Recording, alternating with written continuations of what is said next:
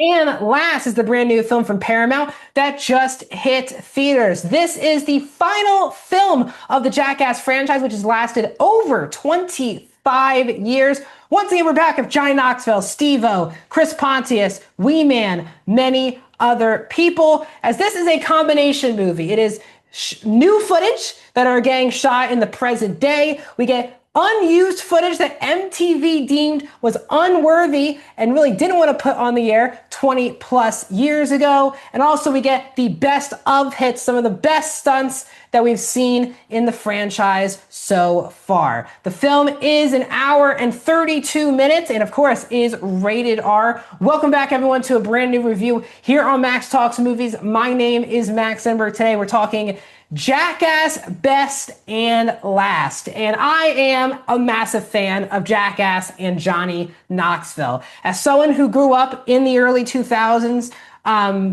it's hard if you're not born in the early 2000s where you did grow up watching Jackass videos. Of course, me and my brother would watch clips. And then when we were at the right age, we basically went to see every Johnny Knoxville movie like this. If it was Jackass, if it was Bad Grandpa, Action Park, we kind of went to all of the Johnny Knoxville movies when they were in theaters. And that included myself when I was in college going to see Jackass Forever a couple years ago. And I was still very excited for this movie. And I do think this film really delivers for those diehard Jackass fans. Now, as I said earlier, this is a movie that is combining new footage, old footage, and never before seen unseen footage that no one has seen before.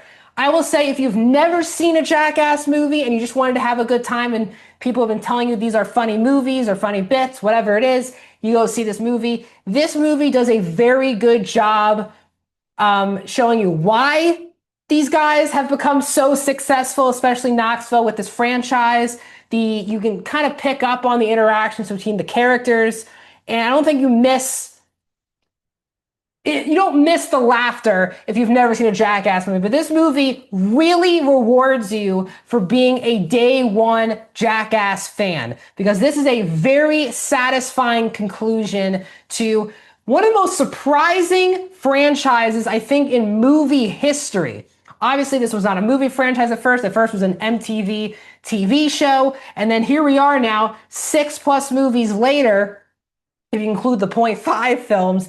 And here we are with Jackass Best and Last. And I will say, the new footage that we get, I thought was very funny. Obviously, it is time for these guys to stop doing these unbelievable and crazy stuff that gets them injured. It's time. I think they're all, for the most part, over 50 years old. So it is kind of time to stop doing this. But a lot of the new stuff I thought was really good. There's two particular sequences. I'm not going to spoil what they are, like what entails there. One is a scene with Wee Man at a bar. That's all I'm going to say. I was like crying laughing at that scene. And then there's a scene with a celebrity cameo, an actor cameo who shows up and is a part of the fun. And there's let's just say someone's being hung above them and slowly dropping on top of them as they're laying on a chair. That was also one of my favorite new sequences in the movie, but I was pretty much consistently laughing as always throughout the entire film. Are there moments that made me gag? There was one particular new footage that we saw that I was like, it was so gross, and it's gonna make a lot of people gag, as it did the camera people who shot this movie. Some of the never before seen footage I actually thought was quite good, especially the opening scene of the film, which felt like it was like the pitch to MTV to do the show, and there's definitely a reason why MTV never wanted to air that on the show, and it's really great to see that 25+ years later. So I thought the opening was really great. Another thing that I thought really came through with this final entry into the franchise was you actually kind of felt emotional and heartfelt. Knoxville got choked up multiple times throughout the film, realizing that this really is the last film. He said that over the last, I think, 2 films that he thought those were going to be the last ones, but he's really settled. You can feel that all of the characters fully realize that this is it. And while some of them are kind of emotional, Knoxville really is emotional. And the movie is extremely heartfelt and emotional because what's always made Jackass stand out is obviously these are unbelievable stunts, action stuff. disgusting, whatever it is that makes people laugh.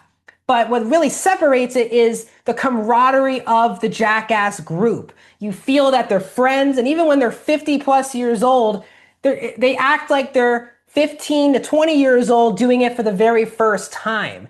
And that has always made this franchise special because you have Steve-O and you have Pontius and you have Wee Man, you have Aaron, you have all these, and Dave Englund and all these people that you've watched for 20 years. And you really feel the camaraderie, the brotherhood, the fraternity element of this group. And that really comes through, especially in the ending of the film, where you really feel not sad, but just heartfelt and emotional that this really is the end.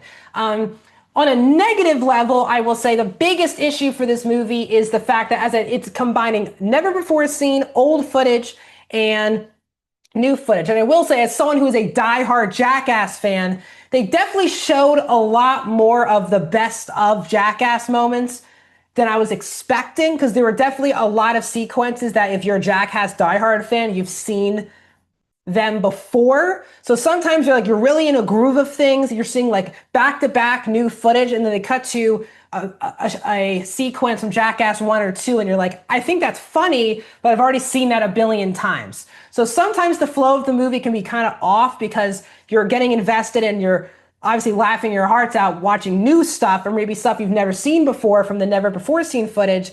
And then it cuts to like 2 to 3 in a row videos of scenes from Jackass 1 through 5. So I will say, I think they should have a little bit cut back on the old footage, because I think Jackass diehard fans won't get as much of the new stuff as they were expecting. But again, this is a Jackass movie. It's always a tough movie to actually review because it's not really a movie. It's just people doing crazy stuff. But I always have a great time. I was definitely feeling the emotions as the third act was ending. And I was like, wow, this really is the end of a franchise that I really have grown up with my entire life. So I'm giving Jackass Best and Last a 3.5 out of 5. I am going 70% for the final entry into the Jackass franchise. What are you guys' thoughts on this movie? Let me know down in the comments. Like this video, subscribe to my Patreon channel. Exclusive videos are hitting that in July. I already have a couple people joining. Really appreciate you guys. There's obviously going to be a tier for you. The best way to support me is by subscribing to my Patreon, as well as subscribing to my YouTube channel, as we're 20 subscribers, guys, away from 500. Please help me getting there by subscribing, and I'll see you guys in another video very soon.